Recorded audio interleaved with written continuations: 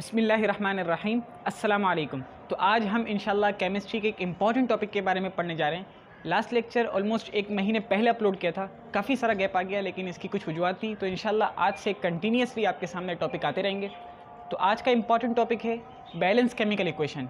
ये वाकई केमिस्ट्री का एक बेसिक टॉपिक है कि जिसको लेकर आगे मतलब ये कि मैट्रिक क्लास के हों, फर्स्ट ईयर के हों, सेकेंड ईयर के हों या कॉलेज के हों, तो थोड़ी सी मुश्किल होती है। तो आज हम इसको इतना अच्छी तरीके से इसको क्लियर करेंगे और इसको इतने अच्छे तरीके से पढ़ेंगे कि आपको कभी इसके बाद कभी भी इसको पढ़ने की ज़रूरत नहीं पड़ेगी। आज आप इंशाल्लाह अगर इसको पूरा कंटिन्यूसली आप इसको अच्छे से देख लेंगे तो आपको फिर कभी याद करने की या फिर कभी इसको समझने की ज़रूरत नहीं पड़ेगी। तो आज का टॉपिक है बैलेंस केमिकल इक्वेशन। तो अब ये बैलेंस केमिकल इक्वेशन क्या होता है, पहला सवाल। इसको क्यों करते हैं, दूसरा सवाल। इसको कैसे करते हैं, तीसरा सवाल। इसके लिए ट्रिक्स क्या क्या हैं। तो ये 4 सवाल आपके सामने आ गए, चारों को हम अच्छे से क्लियर करेंगे। तो आज के आप टॉपिक अपना नाम लिख लीजिए, बैलेंस केमिकल इक्वेशन। फिर इसके बाद हम इस टॉपिक को स्टार्ट कर देते हैं कि बैलेंस केमिकल इक्वेशन क्या होता है। पहला सवाल हम आज इसको क्लियर करते हैं। सबसे पहले कि बैलेंस केमिकल इक्वेशन क्या है। ये आपको नज़र आए इसलिए हमने जो है इसको थोड़ा सा ऊपर की तरफ लगा दिया है। Balancing chemical equation. अच्छा जी, तो अब मैं इस पहले टॉपिक को आपको, ये पहला सवाल आपको मैं बता दूं कि बैलेंसिंग केमिकल इक्वेशन क्या है। तो एक छोटी सी बात है, ये खुद आपको बता रहा है ठीक कि कोई ऐसी केमिकल इक्वेशन को मैं आपको अच्छे से बता चुका हूँ। केमिकल इक्वेशन क्या होती है, इसको क्यों केमिकल इक्वेशन कहते हैं। तो ये अगर आपने नहीं देखा, लास्ट लेक्चर देख लें केमिस्ट्री ऑफ 9th क्लास के लिए, तो आपको वहाँ पर अच्छे से समझ में आ जाएगा। तो आज हम पढ़ेंगे बैलेंस केमिकल इक्वेशन क्या है। तो मैं आपको इसका छोटा सा जवाब दे दूं कि केमिकल इक्वेशन के अंदर आपको पता है 2 पार्ट्स होते हैं, एक होता है रिएक्टेंट, एक होता है प्रोडक्ट। मैं ये लिखता हूँ क्योंकि काफ़ी टाइम हो गया, तो बहरहाल मैं यहाँ पर आपको लिख देता हूँ। एक होता है रिएक्टेंट, ठीक है, और एक होता है उसके अंदर प्रोडक्ट। अगर ठीक है, ये तो आपको समझ में आएगा। केमिकल इक्वेशन के अंदर एक होता है रिएक्टेंट, एक होता है प्रोडक्ट। अगर रिएक्टेंट के मॉलिक्यूल्स प्रोडक्ट के मॉलिक्यूल्स के इक्वल हो जाएं तो उस सूरत में हम कहते हैं कि ये केमिकल इक्वेशन बैलेंस है, इसको बैलेंस करने की ज़रूरत नहीं है। अगर रिएक्टेंट के मॉलिक्यूल्स प्रोडक्ट के मॉलिक्यूल से कम हो या ज़्यादा हो या इक्वल ना हो, तो इस सूरत में हम कहते हैं कि इस केमिकल इक्वेशन को बैलेंस करने की ज़रूरत है, आप इस केमिकल इक्वेशन को बैलेंस करें। तो बहरहाल आपको समझ में आ गया कि बैलेंस केमिकल इक्वेशन उस केमिकल इक्वेशन को कहते हैं कि जिसके रिएक्टेंट के मॉलिक्यूल्स प्रोडक्ट के मॉलिक्यूल्स के इक्वल हो जाएं या रिएक्टेंट के एटम्स प्रोडक्ट के एटम्स के इक्वल हो जाएं, तो उस सूरत में हम कहेंगे कि ये केमिकल इक्वेशन बैलेंस है। ठीक है, तो मैं यहाँ पर रीज़न की हेडिंग डालकर ये आपको मैं अच्छे से समझा देता हूँ। देखिए, इसका रीज़न ये है कि आपने एक बात प्रूफ की थी law of conservation of mass के अंदर कि एनर्जी कभी ना तो क्रिएट होती है ना डिस्ट्रॉय होती है। वर्ड्स क्या थे? Energy can neither be created not destroyed. इसका मतलब क्या? एक एग्जांपल में देकर आपको समझाता हूँ। देखिए, आपके पास रिएक्टेंट था 100 ग्राम, रिएक्टेंट था 100 ग्राम, ठीक है, और फिर इसके बाद प्रोडक्ट में जब वो चेंज हो गया तो 90 ग्राम तक वो चेंज हो गया, ठीक है, प्रोडक्ट के अंदर चला गया। तो इसका मतलब क्या है? आपको अभी देखकर यूँ नज़र आ रहा है कि 10 ग्राम ज़ाया हो गया। आपने तो कहा था कि कभी डिस्ट्रॉय होता नहीं है, तो 10 ग्राम ज़ाया हो गया। नहीं, इसका मतलब ये है कि 100 ग्राम में से 90 ग्राम तो कन्वर्ट हो चुका, लेकिन 10 ग्राम आपके पास रिएक्टेंट अभी बाकी है, जो चेंज होने की सलाहियत तो नहीं रखता, यानी प्रोडक्ट के अंदर चेंज होने की एबिलिटी तो नहीं रखता, लेकिन ये कि वो अभी बाकी है, वो डिस्ट्रॉय नहीं हुआ है। ये आपने लॉ प्रूफ किया हुआ है law of conservation of mass के अंदर। अगर आपने ये नहीं देखा तो मैं इसको लेक्चर को अपलोड कर चुका हूँ, law of conservation of mass by best lecture सम्मान नासिर। आप करेंगे तो आपको आ जाएगा, या फिर कहीं और से पढ़ने कोई इशू नहीं है। तो बहरहाल आपने ये बात प्रूफ की हुई है कि कभी भी रिएक्टेंट अगर प्रोडक्ट में चेंज कम हुआ है तो भी वो रिएक्टेंट के अंदर बाकी होगा। कभी भी मास, कभी भी एनर्जी आपके पास क्रिएट नहीं जो है, ना तो क्रिएट होगी ना ज़ाया होगी। यानी इसका मतलब ये है कि 100 ग्राम से 90 ग्राम में चेंज हुआ, ये छोड़ दें बस इसको। आप यूँ समझिए कि 100 ग्राम से ना तो कभी 110 होगा, ना ही 100 से 90 या फिर 80 होगा, कभी भी ऐसा नहीं होगा। आपके पास एनर्जी कभी भी ना तो ज़ाया होगी ना आपके पास इजाफी बनेगी। तो ये आप इन केमिकल इक्वेशन को बैलेंस करके ये आप बात को बार बार प्रूफ करके बताते हैं कि देख लें, कभी भी एनर्जी ना तो डिस्ट्रॉय होती है ना फिर कभी भी क्रिएट होती है। ठीक है, तो ये इसका रीज़न है। आपको मैं दोबारा इसको छोटा सा बता दूं, बैलेंस केमिकल इक्वेशन क्या होता है कि ऐसी केमिकल इक्वेशन जिसके रिएक्टेंट प्रोडक्ट के दोनों के एटम्स और मॉलिक्यूल्स इक्वल हों, और इसकी वजह क्या है? लॉ ऑफ कंजर्वेशन ऑफ मास। छोटी सी बात, ठीक है। तो अब हम करेंगे इसके तरीके क्या हैं। तरीके का मतलब क्या होगा कि इसके रूल्स क्या हैं, किन रूल्स को फॉलो करते हुए हम केमिकल इक्वेशन को बैलेंस कर सकते हैं। तो इसके बहुत ही आसान से रूल्स हैं। मैं यहाँ पर पहले रूल्स लिखता हूँ, फिर इसके बाद मैं आपको एक ट्रिक बताऊंगा जिसकी मदद से आप बहुत ही आसानी से आप इक्वेशन को यूज़ करते हो, बहुत ही आसानी से आप केमिकल इक्वेशन को, बड़ी से बड़ी केमिकल इक्वेशन को, आप उसके मॉलिक्यूल्स को और एटम्स को आप आसानी से फॉलो करके, यानी उसको फॉर्मूला को फॉलो करते हुए आप आसानी से इसको कैलकुलेट कर लेंगे और हमेशा बिल्कुल ईजिली आप जो है बैलेंस कर लेंगे। तो अब हमें नेक्स्ट पढ़ना है कि इसके रूल्स क्या क्या हैं। ठीक है, तो रूल्स की मैं हेडिंग डालता हूँ और आपको बता देता हूँ लाइन वाइज कि इसके अंदर कितने रूल्स हैं जिनको फॉलो करते हुए आप अपनी केमिकल इक्वेशन को इजीली बैलेंस कर सकते हैं। इसके बाद मैं ट्रिक भी बताऊंगा और ट्रिक आपको इंशाल्लाह बहुत अच्छे तरीके से आपको फ़ायदेमंद होगी। ठीक है, तो इसके रूल्स क्या क्या हैं। पहला इसका रूल ये आ जाता है आपके पास, इसके तकरीबन 4 रूल्स हैं। ठीक है, पहला इसका रूल ये है कि आपने सबसे पहले जिसको बैलेंस करना है वो होने चाहिए मेटल। अगर आपकी इक्वेशन के अंदर मेटल यूज़ हुए, मेटल किसी भी तरह का हो, ट्रांजिशन मेटल हो या नॉर्मल मेटल हो, जो भी मेटल हो, अल्कली हो, अल्कलाइन अर्थ मेटल हो, तो जो भी मेटल्स हों उनको पहले आपने बैलेंस करना है। ठीक है, मेटल्स को पहले आपने बैलेंस करना है। नेक्स्ट आपके पास आ गया कि फिर आपने नॉन मेटल्स को बैलेंस करना है।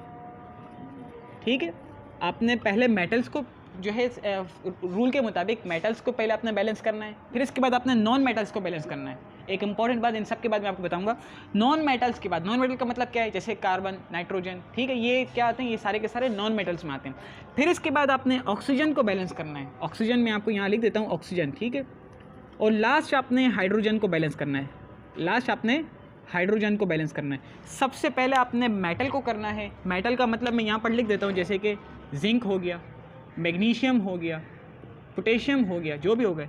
नॉन मेटल जैसे कि कार्बन हो गया, नाइट्रोजन हो गया, ठीक है, सल्फर हो गया, कुछ भी होगा इस तरह के नॉन मेटल। ठीक है, फिर इसके बाद आपके पास नंबर 3 आपने ऑक्सीजन को बैलेंस करना है, नंबर 4 आपने हाइड्रोजन को बैलेंस करना है। ठीक है, अब बात इंपॉर्टेंट ये है कि आपने जब इन सब को बैलेंस करते जाएंगे, जैसे कि आपने मेटल को बैलेंस कर लिया, ये वो पहले से बैलेंस हुए हुए, नेक्स्ट आपने नॉन मेटल को बैलेंस करने गए, तो नॉन मेटल को जब आप बैलेंस कर रहे हैं तो उसमें क्या रहता है कि कभी कभार नॉन मेटल को बैलेंस करते हुए मेटल अनबैलेंस हो गए।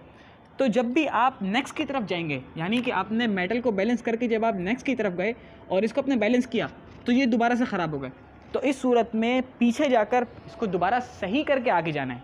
मेरी बात समझ रहे हैं कि पहले आप इन दोनों से कॉन्फिडेंट जब तक नहीं हो जाते कि भाई ये दोनों बैलेंस हो गए, तब तक आप तीसरे की तरफ नहीं जाएंगे। ठीक है, तो पहले आपने फर्स्ट सेकंड इनको बिल्कुल कॉन्फिडेंट होकर फिर आगे थर्ड पर जाना है, फिर तीनों से अच्छे से कॉन्फिडेंट जब तक नहीं हो जाते तब तक आप फोर्थ पर नहीं जाएंगे। ठीक है, तो इस तरीके से इसको आपने फॉलो करना है। और इसके मज़ीद जो तरीके होते हैं ना कि किस तरीके से किया जाएगा, ये तो इसके रूल्स हैं, इसको आपने फॉलो करना होगा। ठीक है, मज़ीद मैं आपको वर्डिंग के अंदर 4 रूल्स इसके बता देता हूँ, बहुत इंपॉर्टेंट रूल्स, ताकि आपको फ़ायदे हो। फिर इसके बाद हम ट्रिक के बारे में भी पढ़ेंगे। मैं आपको बहुत अच्छे तरीके से ये टॉपिक इंशाल्लाह क्लियर करके जाऊँगा यहाँ से। ठीक है,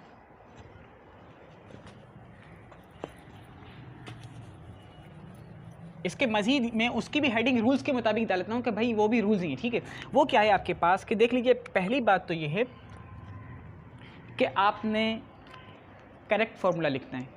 रिएक्टेंट और प्रोडक्ट के अंदर कभी कभार दोनों के अंदर फार्मूला होता है, कभी कभार एक के अंदर होता है, एक के अंदर नहीं होता। ठीक है, तो जितने भी जहाँ पर भी फार्मूले हैं वो आपने सही तरीके से लिखने हैं। बैलेंस केमिकल इक्वेशन नहीं होगी, वो नॉर्मल फार्मूलाज लिखे होंगे, रिएक्टेंट साइड में भी, प्रोडक्ट साइड में भी, तो वो फार्मूला सही होने चाहिए।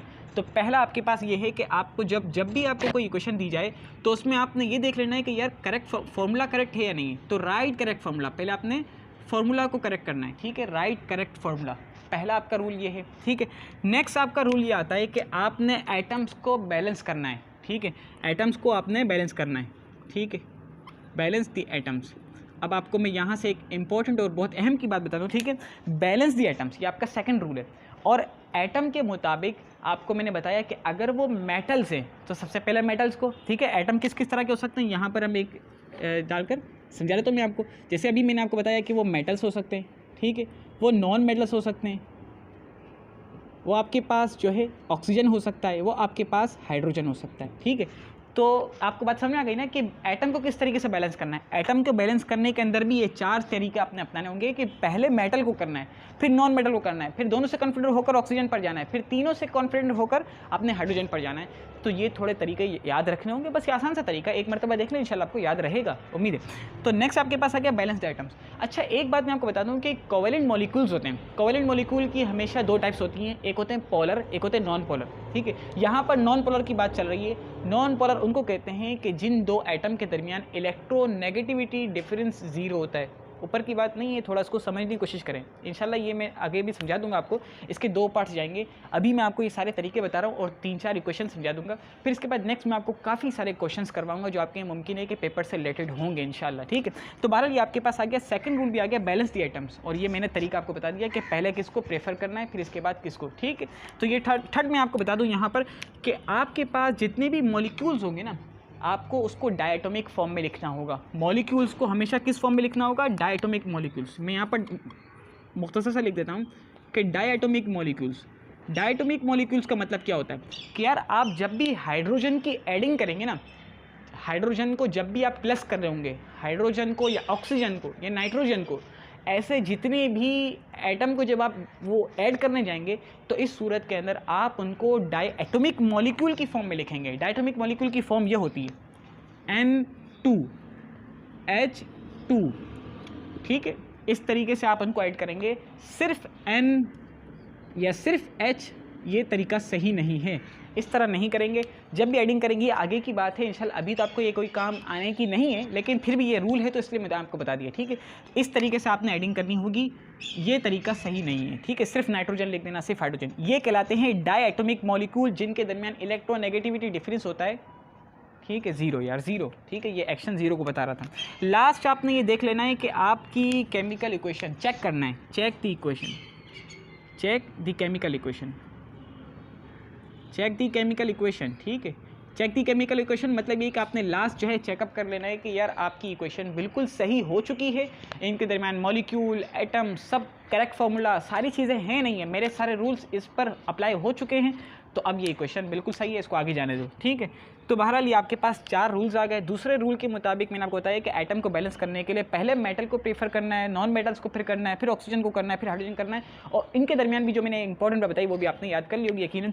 तो मैं दोबारा छोटा सा आपको रिवाइज कर बता देता हूँ कि केमिकल इक्वेशन को बैलेंस करने का मतलब ये होता है, क्या मतलब होता है इसका, ये है कि ऐसी केमिकल इक्वेशन जिसके अंदर रिएक्टेंट और प्रोडक्ट के मॉलिक्यूल्स, एटम सब इक्वल हों, ठीक है। इसका रीज़न क्या है, क्यों किया जाता है इसको, क्या वजह है इसकी, क्यों हमें ये देकर हमें नंबर प्रोवाइड किए जाते हैं पेपर्स के अंदर, तो इसकी बहुत अहम रीज़न मैंने आपको बता दिया कि जनाब आपने पढ़ा था लॉ ऑफ कंजर्वेशन ऑफ मास कि कभी भी energy nether be created not destroyed.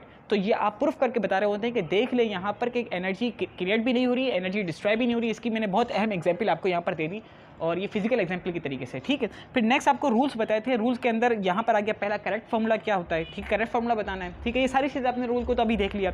और सेकंड में मैंने ये बहुत इंपॉर्टेंट बात जो मैंने पहले अलग से भी बताई और फिर इसके बाद मैंने आपको यहाँ से रिलेट करके भी बता दी ताकि आपको बात ये जहन में आ जाए, ठीक है। अब हम 1-2 इसके मुताबिक इक्वेशन को सॉल्व करते हैं इन रूल्स को रखते हुए। ये रूल्स मैं नहीं मिटा रहा हूँ, ठीक है। अब मैं ऊपर का इरेज कर रहा हूँ, ठीक है। फिर इसके बाद जब ये आपको 2-3 इक्वेशन मैनुअली तरीके से हो जाएगा तो फिर हम ट्रिकी तरीके से इसको भी सॉल्व करने की कोशिश करेंगे, ठीक है। जो इक्वेशन आपके सामने रखी जा रही है ये मैं भी पहली टाइम, ये फर्स्ट टाइम कर रहा हूँ, ठीक है। कोई ऐसा नहीं है कि जहन में नहीं रखी हुई है। अच्छा जी, तो ये जो टॉपिक का नाम है, टॉपिक का नाम इरेज करना मुनासिब नहीं है, ठीक है। तो अब हम यहाँ पर देख लेते हैं कोई भी केमिकल इक्वेशन, जैसे कि आप देख लें यहाँ पर N2, देख लें N2 को मैं लिख रहा हूँ किस तरह लिख रहा हूँ, सिर्फ N नहीं लिख रहा हूँ। क्या वजह है, मना किया हुआ इन्होंने, कभी भी नाइट्रोजन, हाइड्रोजन इस तरह के मॉलिक्यूल की फॉर्म में लिखना होगा और वो डायटोमिक मॉलिक्यूल होने चाहिए, कभी भी एटम की फॉर्म में नहीं लिखना। मैंने N नहीं लिखा, N2 लिखा है, इसका मतलब है मैंने रूल को फॉलो किया। कौन से वाले, थर्ड रूल को, ठीक है। प्लस H2 देख लें यहाँ पर मैंने इसको भी मैंने रूल को फॉलो किया है। आपके पास एक चीज़ फॉर्म हो गई, वो चीज़ आपके पास ये थी NH3, ठीक है। आपने एमोनिया की फॉर्मेशन की है किस तरीके से, adding of nitrogen and hydrogen, इन दोनों की एडिशन के ज़रिए से एमोनिया आपके पास फॉर्म हो गया। अब इसके अंदर आप देख लें कि पहले रूल के मुताबिक क्या आपने फार्मूला सही लिखा हुआ है, ये फार्मूला है एमोनिया, फार्मूला अमोनिया का बिल्कुल फार्मूला बिल्कुल सही है, ठीक है, करेक्ट फार्मूला। हाइड्रोजन का फार्मूला तो नहीं है लेकिन ये फिलहाल मॉलिक्यूल की फॉर्म में होना चाहिए, ये मॉलिक्यूल की फॉर्म में है। नाइट्रोजन आपके पास डायटोमिक मॉलिक्यूल की फॉर्म में होना चाहिए, ये डायटोमिक मॉलिक्यूल की फॉर्म में है। मतलब आपने इस रूल को भी फॉलो किया है और इस रूल को भी फॉलो कर लिया है। अब बात यह है कि क्या आपने सेकंड को फॉलो किया है, नहीं किया, अभी करने जा रहे हैं, ठीक है। मतलब क्या है कि आपने यहाँ पर देखा कि नाइट्रोजन यहाँ पर कितने थे, 2 थे, ठीक है, जबकि यहाँ पर नाइट्रोजन कितने थे, यहाँ पर नाइट्रोजन था 1, ठीक है। साथ ही साथ हाइड्रोजन यहाँ पर कितने थे, तो पता लगा हाइड्रोजन यहाँ पर हैं आपके पास 2, जबकि यहाँ पर हाइड्रोजन आपके पास हैं कितने, 3।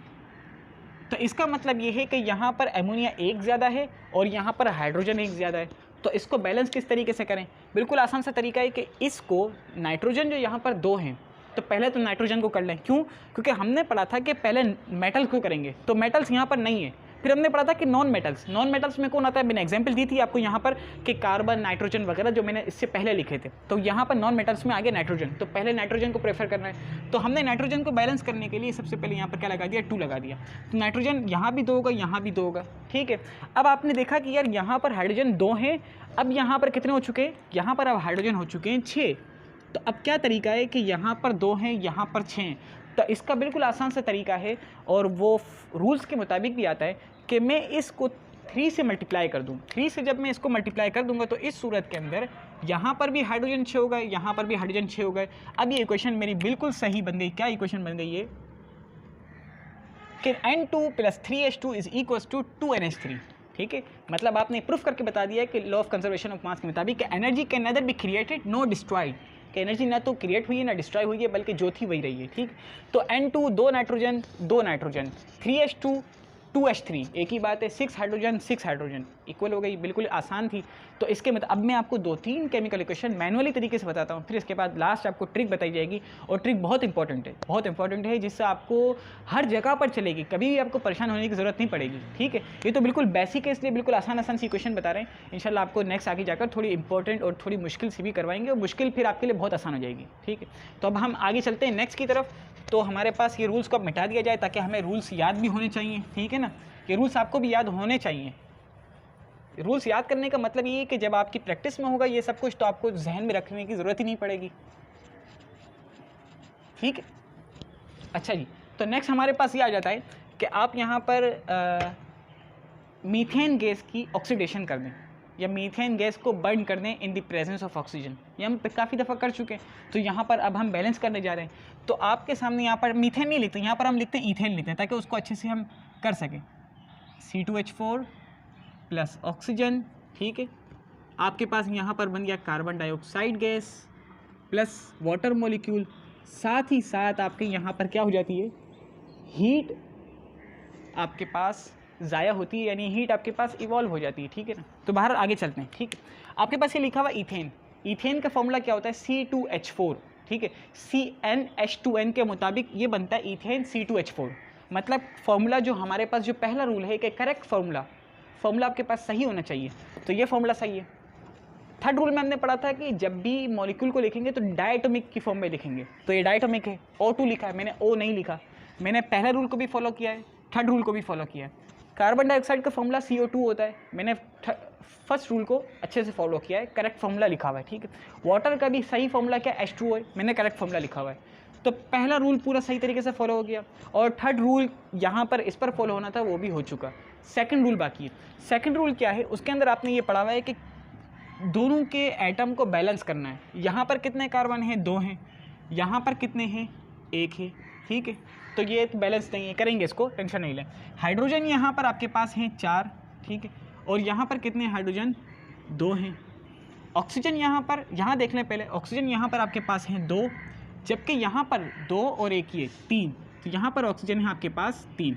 अब इसको बैलेंस करना है, तो बैलेंस एटम के लिए क्या करना पड़ेगा आपको, ये 2 है, ये 1 है, तो इसको 2 से मल्टीप्लाई करें। क्यों? क्योंकि आपने पढ़ा है कि पहले नॉन मेटल्स को करना है।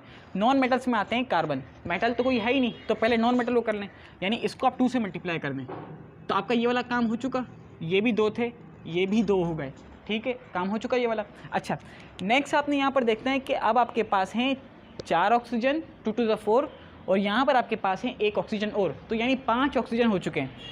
पहले ही ये 1 यहाँ पर ज़्यादा था, अब तो 2 और मज़ीद ज़्यादा हो गए। यहाँ पर 2 हैं और यहाँ पर मैं लिख दूँ ये 2 हैं, और यहाँ पर आपके पास हैं 5, यानी 5 ऑक्सीजन है, 3 ऑक्सीजन का डिफरेंस आ चुका है। तो बहरहाल आपने जो नॉन मेटल था फॉर्मूले के मुताबिक, रूल के मुताबिक आपने उसको फॉलो किया, और आपके पास अब ये ठीक है। आगे चलते हैं।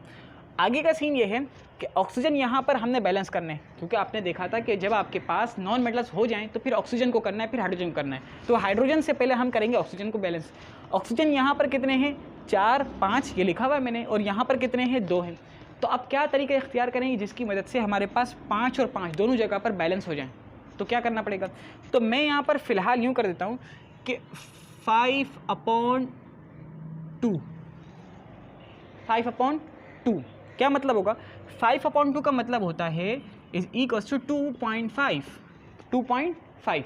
अगर मैं 2.5 को 2 से मल्टीप्लाई करूँगा, या यूँ कह दूँ कि मैं 5/2 के 2 से मल्टीप्लाई करूँगा, तो 2 से 2 कट होकर आपके पास आ जाएगा 5।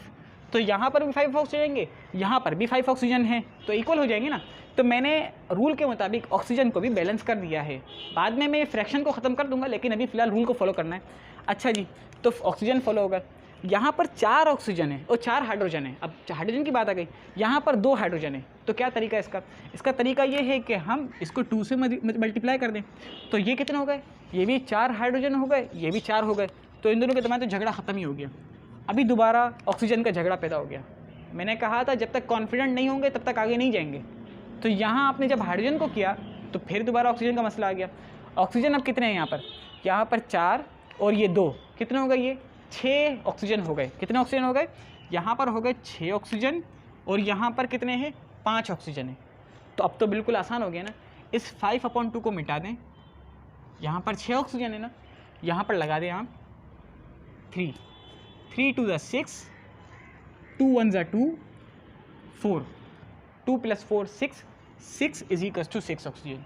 बैलेंस हो गया। अब देख लें आप इसको, 2 कार्बन 2 कार्बन, 6 ऑक्सीजन 2 और 4, 6 ऑक्सीजन, 4 हाइड्रोजन 4 हाइड्रोजन। बैलेंस हो गई केमिकल इक्वेशन। तो ये आपने 4th रूल भी फॉलो कर लिया, यानी कि आपने इक्वेशन को चेक कर लिया कि आपकी इक्वेशन बैलेंस है। ठीक, तो ये इक्वेशन आपके पास हो गई, बिल्कुल सही। नेक्स्ट अब हम एक और इक्वेशन करते हैं, बल्कि अब हम ट्रिक स्टार्ट करते हैं, ताकि ट्रिक आपको मज़ीद टाइम ज़ाया ना हो। आपका टाइम ज़ाया तो नहीं होगा, इंशाल्लाह आपको समझ में ही आ रहा होगा, उम्मीद है। और अगर समझ में आए कुछ भी तो बताना होगा, और अगर नहीं समझ में आए कुछ भी तो भी बताना होगा, ताकि मैं आपको अच्छे से दोबारा समझा सकूँ। क्योंकि नेक्स्ट पार्ट भी इसी से रिलेटेड होगा, लेकिन वो कुछ इंपॉर्टेंट क्वेश्चन होंगे। तो इंशाल्लाह ताकि आपको ये टॉपिक बहुत इंपॉर्टेंट है, बहुत बेसिक भी है, बहुत इंपॉर्टेंट भी है, ताकि आपको ये बात अच्छे से समझ में आ जाए, इसलिए 2 पार्ट्स इसके अपलोड की जाएंगे। ठीक है, नेक्स्ट अब हम इंशाल्लाह पढ़ने जा रहे हैं यहाँ पर किसके बारे में? ट्रिक के बारे में। और ट्रिक के रिलेटेड मैं आपको 2-3 जो है इक्वेशन कराऊंगा, ताकि आपको वो बात जहन में बैठ जाए कि यार ये ट्रिक बिल्कुल सही है, 100% जो है वो वर्क करने वाली है, बहुत इंपॉर्टेंट है। जितनी भी मुश्किल आपके सामने, आपको जो मुश्किल लगती हैं, जो आपको केमिकल इक्वेशन मुश्किल लगती है, वो केमिकल इक्वेशन ईजिली उससे सॉल्व हो जाएंगी। वो क्या है, तरीका क्या है इसका? मैं यहाँ पर इक्वेशन लिखता हूँ कि बर्निंग ऑफ क्या कर ले हम यहाँ पर पेंटेन करते हैं, थोड़ी बड़ी इक्वेशन लिखते हैं। पेंटेन आपके पास क्या होता है? C5H12, यानी CnH2n के मुताबिक C5H12 की क्या पेंटेन है, प्लस ऑक्सीजन। क्योंकि आप जब भी किसी भी जो है हाइड्रोकार्बन को जब आप बर्न करने जाते हैं तो in the presence of burn करना होता है। ठीक है, तो आपने प्रेजेंस ऑफ ऑक्सीजन बर्न करना होता है बाय द हीट। तो यहाँ पर हीट तो होगी, और जब हीट जब यूज़ होती है तो फिर लास्ट में ज़ाया भी होती है थोड़ी बहुत। ठीक है, तो यहाँ पर आपके पास हो गया C5H12 + O2। ठीक, नेक्स्ट आपके पास क्या बन जाएगा? यहाँ पर कार्बन डाइऑक्साइड बनेगा मज़ीद, और साथ ही साथ आपके पास वाटर मॉलिक्यूल्स भी बनेंगे, और हीट इवॉल्व भी हो जाएगी, यानी ज़ाया भी होगी, कुछ उड़ भी जाएगी। ठीक, तो अब देख लें यहाँ पर सबसे पहला कि यार आपने फॉर्मूला सही लिखे हुए हैं, फॉर्मूला बिल्कुल सही है। अब आपको वो रूल अप्लाई नहीं करने, अब आप जा रहे हैं ट्रिक के पास। ठीक है, ट्रिक के मुताबिक ये क्वेश्चन आप सॉल्व करेंगे, ईजिली सॉल्व होगी। वरना अगर आप उसके मुताबिक करेंगे, रूल्स के मुताबिक, तो भी सही है, लेकिन टाइम लग जाएगा। और टाइम हमारे पास मुश्किल से 30-35 सेकंड्स होते हैं, जिनके अंदर हमने ये क्वेश्चन सॉल्व करने होते हैं। ज़्यादा टाइम लगाएंगे तो फिर दूसरे MCQ रह जाएंगे। ठीक है, और अगर जल्दबाजी में रूल को फॉलो करते हुए जल्दबाजी कर दी तो फिर नेगेटिव मार्किंग का फिर मसला आ जाएगा। तो बहरहाल ट्रिक को फॉलो करना है, ट्रिक को 1-2 मरतबा फॉलो करेंगे तो फिर जहन में बैठ जाएगी, फिर आपको कोई टेंशन नहीं होगी। देख लें, हर किसी भी ये जितने भी कंपाउंड्स लिखे हुए हैं, जितने भी केमिकल फार्मूलाज लिखे हुए हैं, उनसे पहले ABCD लगा दें, और ये कहलाता है ABCD मेथड कहलाता है, या XYZ वगैरह लगा दें, कोई इशू नहीं है। ABCD मेथड के नाम से मशहूर है ये। यहाँ पर मैंने लगा दिया A, ठीक है, यहाँ पर मैंने लगा दिया B, यहाँ पर मैंने लगा दिया स्मॉल c, ठीक है, यहाँ पर मैंने लगा दिया D। कैपिटल नहीं लगाते इस वजह से कि वैसे ही कंपाउंड के अंदर कैपिटल लेटर्स यूज़ हुए होते हैं, इसलिए कैपिटल नहीं लगाते। ठीक है, तो ये आपके जहन में अगर सवाल है तो ये इसका आंसर है, बिल्कुल ईजी सा, ABCD लगा दिया। अब आपने क्या करना है, देखिए एक बात आपको हमेशा तक काम आएगी, वो ये, ताकि परेशान ना हो। आपसे अगर मैं पूछूं कि भाईजान बताएं कि यहाँ पर कार्बन कितने हैं, तो आपने बताने का तरीका क्या होगा? कार्बन के बाद क्या लिखा हुआ है? छोटा सा 5 लिखा हुआ है। ठीक है, तो आपने कहना होगा यहाँ पर कि यहाँ पर जो 5A, ये जो 5 है ना, इसको आपने इससे मल्टीप्लाई करना होगा हमेशा। ठीक है, यहाँ पर जो कार्बन है वो कितने हैं? C कितने हैं? स्मॉल c कार्बन है। मैं ये रूल 2-3 मरतबा फॉलो करूँगा, 2-3 मरतबा इसको अप्लाई करूँगा तो आपको समझ में आ जाएगा। ठीक है, देख लें यहाँ पर मैं ये लिखूँगा 5A और यहाँ पर कितने कार्बन है, ये वाले 5A ये इक्वल हैं C के। क्यों? क्योंकि यहाँ पर सिर्फ और सिर्फ एक कार्बन है, कार्बन के बाद कोई छोटा नंबर नहीं लिखा हुआ, जैसे यहाँ पर 5 लिखा हुआ है, यहाँ पर नहीं लिखा हुआ, इसका मतलब है कि ये 1 है, तो C1 जा C, ठीक है। 5A जा 5A जा 5A, C1 जा C, ठीक है। तो ये कार्बन की इक्वेशन एक बन गई, इसको हम लिख देते हैं 1, इक्वेशन का नाम दे दो, नहीं देना तो भी नहीं दो, कोई इशू नहीं है, ठीक है। नेक्स्ट यहाँ पर कितने हाइड्रोजन है, 12A, कितने हैं 12A, मैं यहाँ लिखता हूँ 12A इज इक्वल्स टू, यहाँ पर कितने हैं 2D, कितने हैं 2D, तो यहाँ पर मैंने लिख दिया 2D, ये आपके पास बन गई सेकंड इक्वेशन बन गई, ठीक है। ये कंपाउंड हो गया ख़त्म, इसको देख लें, यहाँ पर आपको ऑक्सीजन कितने हैं 2B, कितने हैं 2B, यहाँ पर कितने ऑक्सीजन हैं 2C, देख रहे हैं 2C प्लस D, क्योंकि यहाँ पर 1 है, तो D 1 जा D और 2C जा 2C, तो 2C plus D, total oxygen आपने लिखने हैं, तो आप लिख देंगे इक्वेशन की फॉर्म में 2C प्लस D, आपके पास ये बन गई 3 इक्वेशन बन गई। अब मजीद इक्वेशन नहीं बनने की है क्योंकि ख़त्म हो गए ना, यहाँ से ख़त्म हो गया, यहाँ पर भी ख़त्म हो गए कंपाउंड्स, ठीक है। तो अब हम क्या करेंगे, याद रखिए कोई ऐसा वेरिएबल है ना, ये सारे के सारे A, C, A, D, B, C, तो कोई ऐसा वेरिएबल जो सबसे ज़्यादा इक्वेशन में आ रहा हो उसको आप क्या कर लें 1 सपोज कर लें, 1 सपोज कर लें। ये थोड़ी परेशानी अभी हो रही होगी लेकिन आगे जाकर बहुत आपको फ़ायदा होगा, बहुत फ़ायदा होगा, तो देखते रहें, इंशाल्लाह आपको अच्छे से समझ में आ जाएगी। किसी भी वेरिएबल की जगह पर आप 1 सपोज कर दें, मैंने A की जगह पर 1 सपोज कर दिया, तो इस सूरत में आप क्या लिख देंगे यहाँ पर, let A is equals to 1, ठीक है। फिर उसको पुट कर दे फर्स्ट इक्वेशन के अंदर, यानी मैं लिखता नहीं हूँ इतना सारा, पुट इक्वेशन 1 तो छोड़ दो उसको, 5A is equals to C, यानी का मतलब हो गया कि C is equals to 5, C की वैल्यू आ गई, ठीक है। साथ ही साथ आपकी सेकंड इक्वेशन के अंदर भी A क्या करेंगे, हम 1 ही पुट करेंगे क्योंकि आपने सपोज किया हुआ है, तो 12A is equals to 2D, तो आपके पास क्या आ गया, 12 1 जा 12 is equals to 2D, 12 is equals to 2D का मतलब ये है कि D इज़ इक्वल्स टू 12/2, 12/2 का मतलब क्या है, D is equals to 6, C की वैल्यू आ गई, D की वैल्यू आ गई, A की वैल्यू आपके पास है जो आपने सपोज की हुई, लेकिन अब आपकी वो फिक्स वैल्यू बन चुकी है। अब आप देख रहे हैं यहाँ पर C भी है, यहाँ पर D भी है, दोनों आपके पास आ चुकी हैं, तो आप पुट कर देंगे put C and D in equation number 3, तो क्या हो गया आपके पास 2B is equals to 2C, C आपके पास क्या है 5 है, प्लस D के आपके पास 6 है, तो क्या इक्वेशन बन जाएगी 2B is equals to 2 5 10 plus 6 16, B is equals to 16/2, तो ये आपके पास क्या बन गई, B इज इक्वल्स टू 8। तो कितना आसान हो गया आपके लिए तरीका कि आपके पास C भी आ गया, आपके पास जो है D भी आ गया, आपके पास D भी आ गया, और A आपकी जो सपोज थी अब वो फिक्स वैल्यू बन चुकी है। तो अब इन सारी वैल्यूज़ को, C की वैल्यू, D की वैल्यू, B की वैल्यू और A की वैल्यू, इन सब वैल्यूज़ को आप यहाँ पर सपोज करें, आप A को हटा दें, A आपके पास है 1 को लिखने की ज़रूरत नहीं है, ठीक है।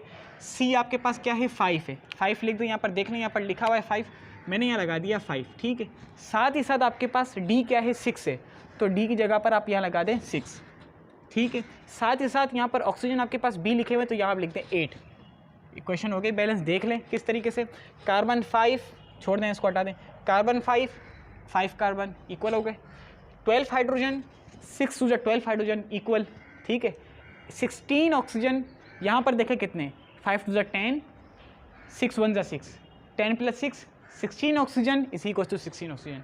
तो बिल्कुल आसान है ये तरीका, मैं आपको 2-3 मरतबा और मज़ीद इसको दिखाता हूँ ताकि आपको बात समझ में आ जाए, और मैं इसको अब हेक्सेन तक ले जाता हूँ, ठीक है। ये इक्वेशन मैं इसलिए यूज़ कर रहा हूँ कि भाई इसके अंदर सारी चीज़ें फॉलो हो रही हैं, आप मज़ीद इसके मैग्नीशियम, क्लोराइड, चले एक और इक्वेशन मज़ीद हम करते हैं क्लोराइड से मुतल्लिक, ठीक है।